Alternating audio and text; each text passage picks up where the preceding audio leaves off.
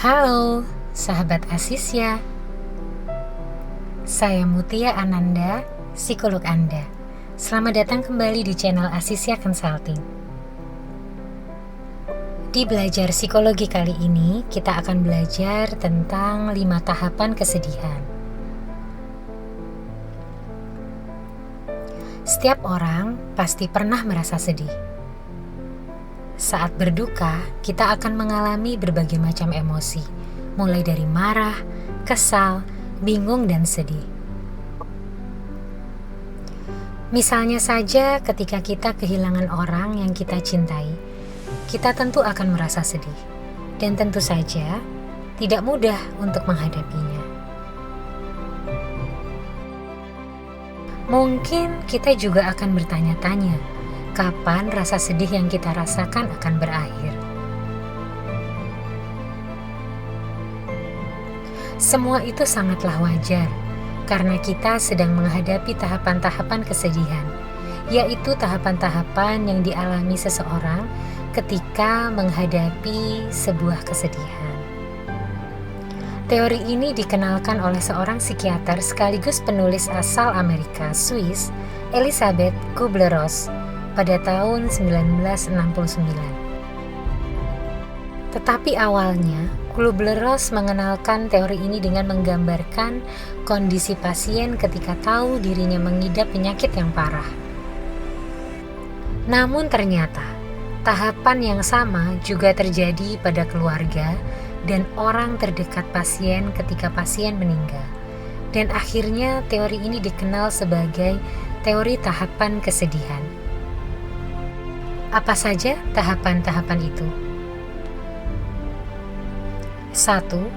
Penyangkalan atau denial. Pada tahap ini, seseorang cenderung berpura-pura tidak tahu atau tidak mau mengakui bahwa sesuatu telah terjadi. Reaksi pertama kita ketika orang yang kita cintai tidak bersama kita lagi, yaitu menolak realitas dari situasi ini. Di dalam diri kita akan muncul pikiran bahwa kejadian ini tidak seharusnya terjadi. Hal ini merupakan reaksi normal untuk merasionalisasikan emosi negatif yang muncul. 2. Marah atau anger. Amarah adalah tahap ketika kita melampiaskan emosi yang muncul. Setelah tahapan penolakan atas kejadian yang telah terjadi, kita menyadari bahwa sebenarnya kita belum siap untuk mengalami kejadian itu. Emosi yang kita rasakan seperti kesedihan, kekecewaan, maupun kebingungan terus menyerang pikiran kita, hingga akhirnya kita melampiaskannya dalam bentuk amarah. Menawar atau bergening. Pada tahapan ini, dalam diri kita akan muncul pikiran berandai-andai. Contohnya, andai saja aku mendengarkan apa kata dokter, atau andai saja pada saat itu aku menemaninya sebelum ia pergi.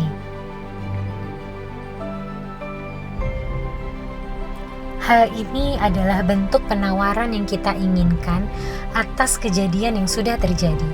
Walaupun menyakitkan, tahap ini membantu kita menunda datangnya rasa sedih, sakit, dan kebingungan yang bermunculan. Yang keempat, depresi.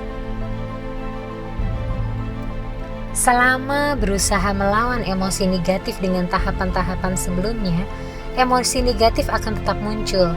Mungkin saja kita akan berpikir, apa jadinya aku tanpa dia? Atau, aku tidak tahu harus berbuat apa.